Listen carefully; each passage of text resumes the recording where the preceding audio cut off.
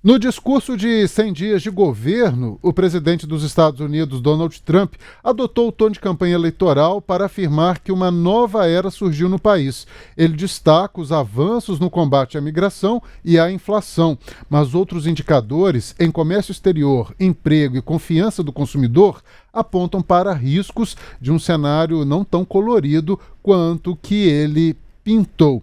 Então, Frederico Duboc, você que é o nosso mestre em relações internacionais, como que você avalia esse discurso inicial de Donald Trump para os 100 dias? Donald Trump, ele faz esses eventos políticos de uma forma muito pouco convencional, né? Tanto quanto ele fez no lançamento do Liberation Day, agora nos 100 dias. Ele faz um evento, quase que um programa de auditório, com muita tirada, ele envolve as pessoas, ele apresentou um filme com um telão no meio, muitas tiradas, e ele fez um balanço informal, naquele estilo dele, e tem algumas coisas que realmente ele pode cantar vitória, etc., e outros que começaram a ser motivo de alerta, se um sinal amarelo bem forte para ele, agora já a partir do 100º dia. Um dos primeiros assuntos que ele bateu, e bateu durante muito tempo no discurso de ontem, em Warren, no Michigan, foi a questão da imigração.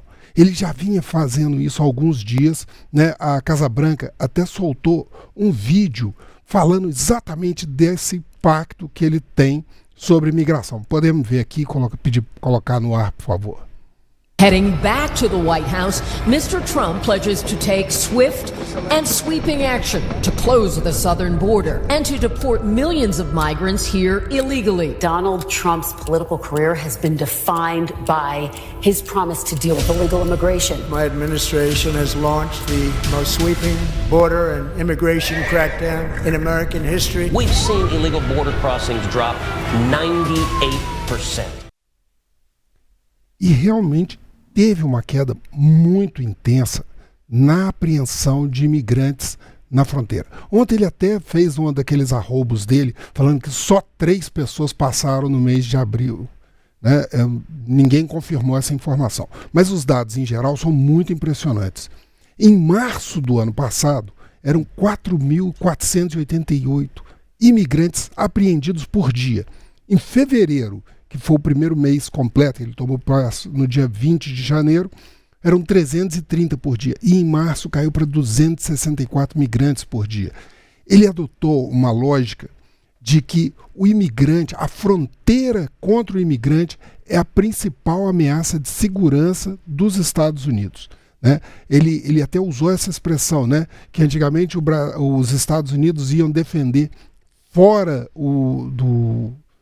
fazendo a defesa, a segurança de outros países. E agora ele voltou para defender as próprias fronteiras. E usou, inclusive, imagens daquela prisão em El Salvador, para onde os membros mais violentos, normalmente, ele citou novamente, tanto o Trem de Aragua quanto a MS-13, que são duas gangues, né, de origem salvadorenha e de origem venezuelana, como fomentadores do crime organizado dentro dos Estados Unidos. Ele bateu muito forte nisso. O segundo ponto que ele bateu muito forte foi a questão da retração da inflação. A inflação nos Estados Unidos, ele tem caído bem assim, né, nesses 3 meses. Ela chegou até a 2,5%. Quando ele assumiu em janeiro, era 3%. E isso é um sinal bom. Ele, por exemplo, isso foi muito puxado, Léo, por conta dos combustíveis. Os combustíveis que estavam numa alta de mais ou menos 3% até janeiro, tiveram queda, o preço da gasolina, de 9% no mês de março. Isso agrada diretamente esse público com quem ele fala e que ele falou ontem no discurso, né? Mas é uma parte só da história, né? As pesquisas de opinião têm mostrado isso também, né, Fred? Assim, que a questão da imigração, por exemplo, está entre a maior aprovação de Donald Trump, a questão da economia, mas muita gente também está pessimista com o que vem por aí, né? Está preocupada com a questão da inflação, dos juros que possivelmente vão parar de cair. A gente tem reunião do Fed aí nos dias 6 e 7 de maio, então essas questões ainda preocupam o americano. Sim. as más notícias já começaram nos Estados Unidos, né?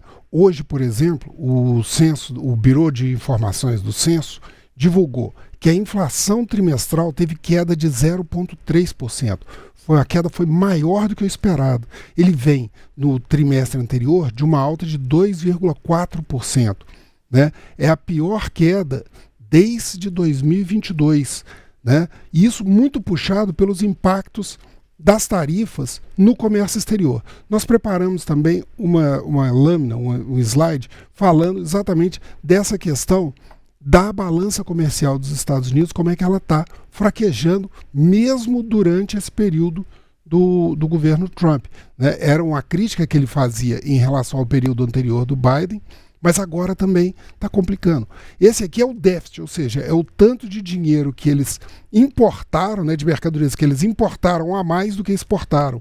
Em janeiro foram 154 bilhões, em fevereiro deu uma melhorada 147, mas a entrada em vigor das tarifas, a perspectiva dessas tarifas acelerarem, levou ao aumento das compras. Então já está batendo em março em 161,98 bilhões de dólares de déficit. Né? É uma situação complicada, que há uma pressão sobre a economia, e isso pode levar a um aumento da inflação. Né? Essas taxas, por exemplo, levaram inclusive a um confronto entre o Trump e o Jeff Bezos da Amazon. Né? A Amazon chegou a informar para os compradores no site quantos % daquele preço eram tarifas. Isso levou a uma resposta assim, bastante dura da porta-voz da Casa Branca e uma conversa do Trump com o próprio Jeff Bezos, que é do núcleo íntimo. Ele esteve presente na posse do Donald Trump e ele recuou dessa informação. Mas já está se levando a essa percepção. Outra coisa que também está incomodando bastante o eleitorado é a promessa de geração de emprego não está se confirmando. O emprego está mais ou menos estável, mas estável em queda. Nós também temos uma lâmina que mostra como que isso está acontecendo lá nos Estados Unidos. Né? O desemprego em janeiro foi de 4%, em fevereiro uma pequena variação, 4,1%, em março 4,2%. Né? Essa ideia de que as tarifas vão levar a uma reindustrialização dos Estados Unidos pode levar mais tempo do que o esperado. Então, apesar de durante todo o período lá do discurso de campanha, os líderes mundiais estão vindo aqui negociar conosco, eles estão me pedindo aprovação, eles estão vindo, querem a força dos Estados Unidos, querem trazer fábricas para dentro dos Estados Unidos. Mas isso daí tem um custo e leva tempo. Né? Enquanto isso, Trump precisou recuar. Por exemplo, ele tomou uma medida agora, de ontem para hoje, tem mais uma ordem executiva que flexibiliza a tarifa de 25% sobre autopeças, né? Que entraria agora no dia 3 de maio. Então ele vai reduzir um pouco essas taxas, vai oferecer crédito para as montadoras. Por quê? A expectativa de que os carros aumentassem de preço até 12 mil dólares de variação não era pequena, porque a importação de autopeças é essencial para a produção de veículos nos Estados Unidos.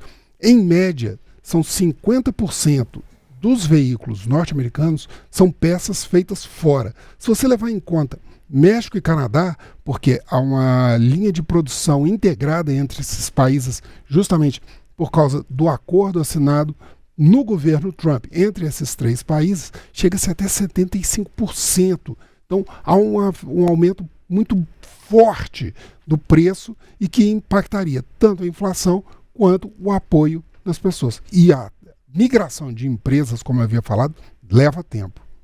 Fred, agora desse balanço de 100 dias do Trump também tem uma outra questão que eu acho que que chama a atenção, que é muito pelos discursos dele, né? A sensação que dá é que durante esses 100 dias é que a campanha não acabou, né?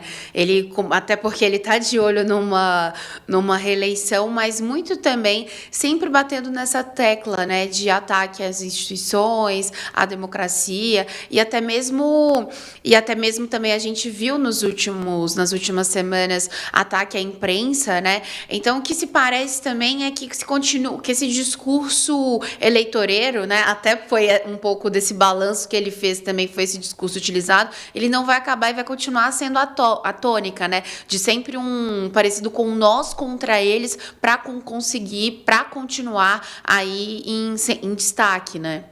Exato, Fran. Você pegou num ponto importantíssimo. O discurso dele, ele continuou em campanha, ele citou várias vezes o Joe Biden, citou Kamala Harris, ele citou Bernie Sanders, que é um líder democrata que ainda mantém muita intensidade a campanha contra o Trump, né? Ele fez até um joguinho lá de programa de auditório. Eu chamo ele de Joe Sonolento, né? O Joe Biden, de Joe Sonolento ou Joe Fraude, né? Aí eles levantaram, etc., fizeram uma movimentação. Parecia muito, como eu falei, um programa de auditório. Mas ele quer continuar mobilizando a população nesse sentido. Ele manteve o embate com um presidente que não pode concorrer, né, e que estava enfraquecido já na campanha. Para ele é muito bom. Agora, ele também enfrenta outra dificuldade que é infinitamente maior do que o Joe Biden. Ele é questionado institucionalmente e ele bate de frente com o judiciário. Ele fez uma frase muito impactante, muito forte de acusação contra os juízes durante o discurso de ontem lá em Warren, né? Ele chegou a chamar os juízes de comunistas. A frase foi o seguinte: não podemos permitir que um punhado de juízes comunistas de extrema esquerda obstruam a aplicação de nossas leis e assumam os deveres que pertencem exclusivamente ao presidente dos Estados Unidos. Isso daí é porque, desde a primeira ordem executiva, juízes distritais, locais, têm questionado essas ordens. Na última semana, o FBI chegou a prender uma juíza de Milwaukee porque ela obstruía as decisões sobre a expulsão de imigrantes, né? Ele propôs também vários pedidos de impeachment de juízes por conta disso, de juízes distritais, em especial do Distrito de Colômbia, em Washington, né? O que acontece? Ele contava que seria muito tranquilo a vida dele, uma vez que ele teve a maioria no Congresso, a maioria dos juízes hoje são conservadores, uma boa parte indicados por ele mesmo, então ele achou que ele controlaria tudo. Essa frase, parte final de que é exclusivo do presidente dos Estados Unidos, em termos, porque a defesa da Constituição dos Estados Unidos é a obrigação de todos os poderes.